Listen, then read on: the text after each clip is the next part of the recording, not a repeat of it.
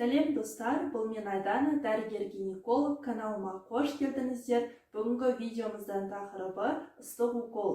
Енді менің каналымда жаңа айдар әр апта сайын бір дәрілік препараттарға шолу жасайтын боламын. Егер сіздер дәрілік препараттар туралы толық ақпарат алуларыңыз келсе, міндетті түрде каналға жазылып алыңыздар. Жалпы бірінші тақырып ретінде мен ыстық уколды не үшін алдым? Өзім гинеколог болғандықтан көп қыз-келіншектер осы приемға келген кезде тез жүкті болғым келеді, маған ыстық уколға рецепт жазып берсеңіз деп сұрап жатады. Яғни халық арасында осы ыстық укол тез жүкті болуға немесе жылдар бойы жиналып қалған ағзадағы суықты алуға арналған бірден-бір препарат болып табылады деп ойлайды. Расымен де осы ыстық укол жүкті болуға көмектеседі ме? Соны бүгін анықтап толық түсіндіріп айтатын боламын. Енді медициналық тілде бұл ыстық укол дегеніміз құрамында органикалық, бейорганикалық тұздардан тұратын препарат, яғни қоспалар.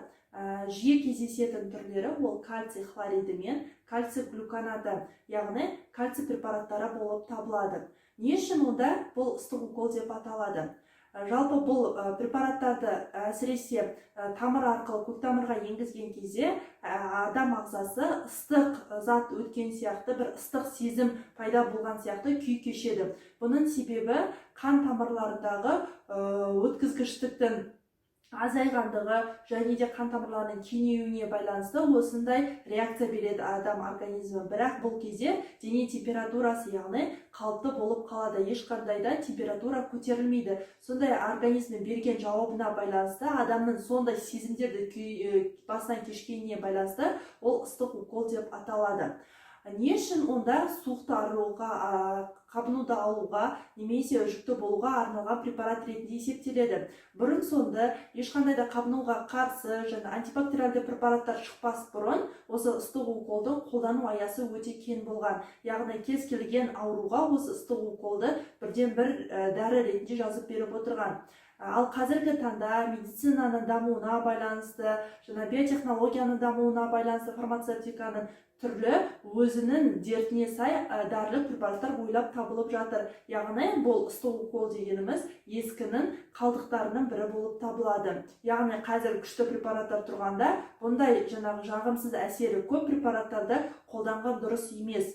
Енді бұл препарат не үшін қолданылады қазіргі таңда? Бұл препарат негізінен құрамындағы кальций препараттар тұздары болғандықтан негізінен кальций жетіспеушілігі кезінде қолданамыз. Екінші қолдану аясы ол аллергияға қарсы, яғни аллергия кезінде көп аллергиямен зардап шегетін кісілер бар. Мысалға, ол кезде не пайда болады? Ісіну пайда болады және де қышу, ашу сезімдері пайда болуы мүмкін. Бұл дегеніміз қан тамырларының өткізгіштігінің артып кетуіне байланысты, ал кальций препараттары енгізу нәтижесінде қан тамырларының өткізгіштігі азайып, нәтижесінде аллергия кезінде пайда болатын белгілерді азайтуға көмектеседі. Бұл аллергияның ем емес, тек қана аллергия пайда болған кезде сол белгілерді азайтуға арналған препараттардың бірі болып табылады. Екінші қолдану аясы ол қан кетуге, яғни қан тоқтатуға арналған препараттардың бірі болып табылады. Яғни бұл да қан ұю жүйесіне әсер ете отырып, кальций препараттары қан тоқтатуға көмектеседі.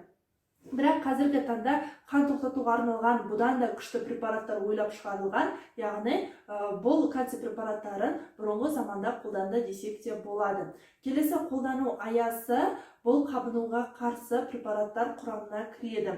Бірақ қазіргі таңда антибиотиктер шықты, антибактериалды препараттар шықты деп отырмыз. Сондықтан қабынуға қарсы тек қана кейбір аймақтарда, кейбір дәрігерлердің тағайындауымен ғана қолданылуы мүмкін. Бұл препараттарға неге қарсымыз, яғни неге өте сақтықпен қолдануы қажет? Себебі кальций препараттары қан тамырға енгеннен кейін олар қан тамырларының өткізгіштігін азайтады, нәтижесінде жүйке жүйесіне әсер ету арқылы ол жүректің ырғағының артуына, яғни жүрек қызметіне кері әсер етуі мүмкін. Ең жағымсыз әсері ол аритмия, яғни ырғақтың бұзылысына, болмауына алып келуі мүмкін. Нәтижесінде адам бірден бір өліп кетуі мүмкін. Және де бұны өте қатты медициналық сақтық шараларымен енгізуі қажет. Яғни көк тамырға немесе бұлшықетке енгізеді. Кей жағдайда кейбір кісілерде кальций препараттарына аллергия болған жағдайда шоққа алып келуі мүмкін. Нәтижесінде бірер секунд немесе минуттардың ішінде адамды жоғалтып алу қасиетке де ие, яғни өте ауыр препараттардың бірі болып табылады.